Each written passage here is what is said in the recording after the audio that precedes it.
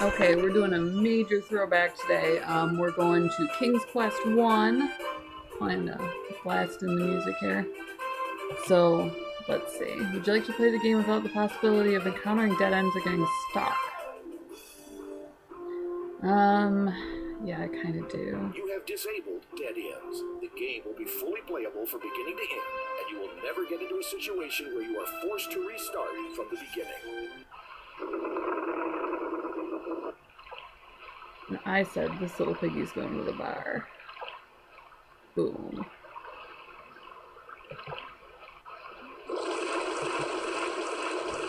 Ooh, it's a sea monster.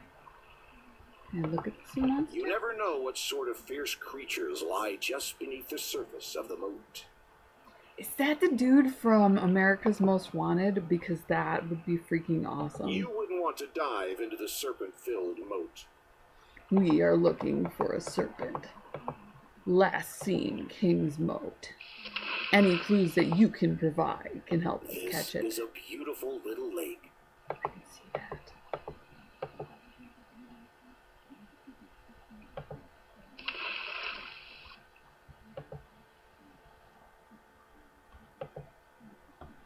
Let's see here. I mean, you guys know the premise, right?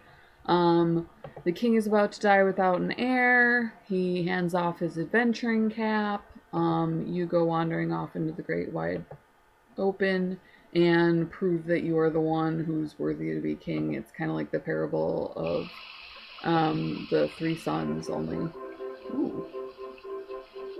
just with you and your adventurer's cap and your little Yankee Doodle feather in there. As you start to cross the bridge, a huge hulking troll stomps into view and blocks your way. Fee, fi, fo, fum. Okay, let's have a chat. Since I can't, like, die and stuff. Well, wonderful John here. You will think you're going to cross my bridge, do you? Not for free, you ain't. Man. That's strange, you don't. The grass does not talk. So, kinda awesome that you can disable the die feature. It's cute until I was playing, King's Quest 6 because I have absolutely no life. No, that's not true, Did I just die? The raging current pulls you under, never to be found. They told me I couldn't die! I was lied to. Oh, I can't get stuck. I was gonna say, I was playing King's Quest 6. I'm in for my masters, so obviously, you know, I have odd hours where I have free time between that and the little guy and so on and so forth. And I kept on, I hit the cliffs of insanity and I kept on flipping dying. And it was like the most maddening thing ever, but apparently you can do that here because it wouldn't be a King's Quest game if you couldn't just randomly fall into rivers and die.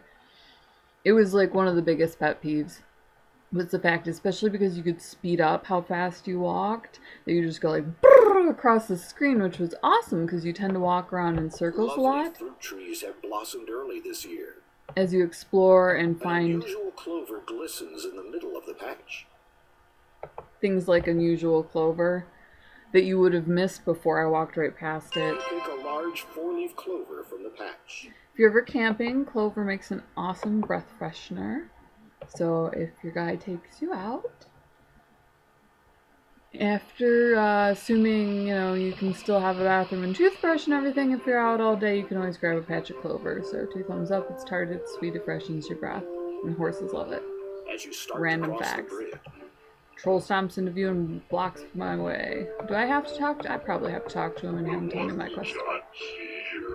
That's an interesting troll. Not for free, you ain't. Definitely not an AD&D troll. So he's blocking my way to the next world or scene or whatever.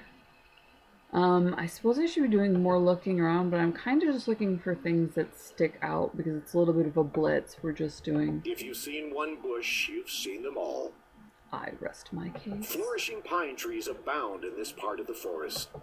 There appears to be some sort of bowl sitting next to the tree.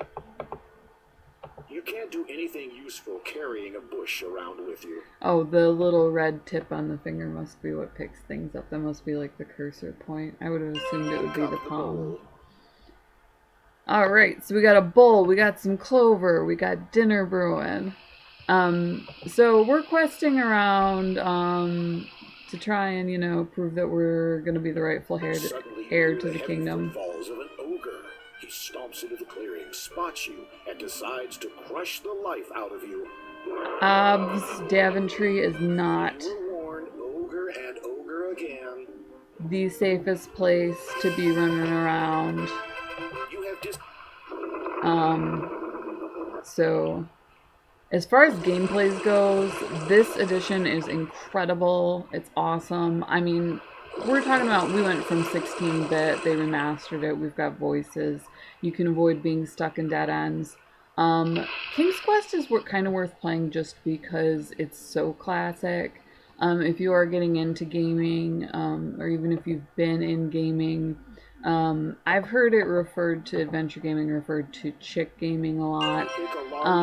It's not untrue because females, because they're more socialized, tend to be more interested in a story and character building than necessarily the adrenaline rushes. Granted, I love first-person shooters. I think there's nothing more relaxing after a long day of work than blowing up zombies. I actually have recommended that as a stress relief. I used to actually in Quake try and aim so that if you hit them twice and then like on a shoulder, so it was a half shot with your shotgun, they actually exploded. So there's a talent contest for you. But the short version is, especially if you're trying to get a girlfriend into this, into gaming and so on and so forth. It looks like a walnut of some sort. I noticed the walnut. You know, getting into adventure gaming, knowing the technical jargon and stuff like that, it'll...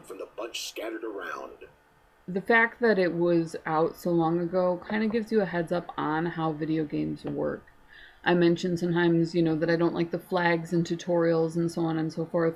If those guys had played these before entering into their field, they would know exactly what I'm talking about, because a flag goes off every time you pick up a quest or get an adventure, and that was something from back in the day that they came up with in order to actually make games function, because they were so two-dimensional. Now there's three-dimensional, there's exploratory worlds and so on, but we still have these flags in place, and that was actually one of the big problems with Ultimate 7.5. Serpent Isle was the flags were all wonky. And so, you know, if you actually have experience with this sort of thing, it helps you with your video gaming. It's going to help you get your girlfriend, your friends who are girls if you are a chick, stuff like that into this sort of thing. It's very easy to explore. A lot of times these are app friendly. And the adventure gaming is very involved. It fulfills, you know, that sort of...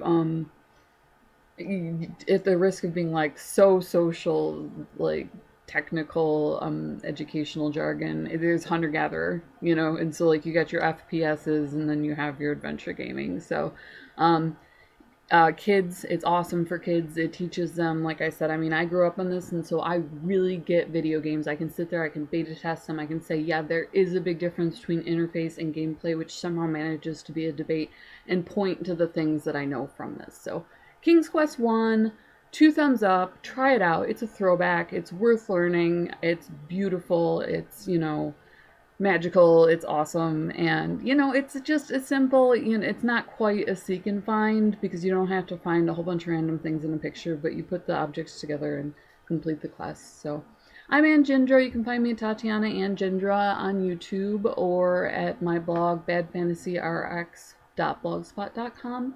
Drop me a like or subscribe, and as always, much love. Thanks for watching.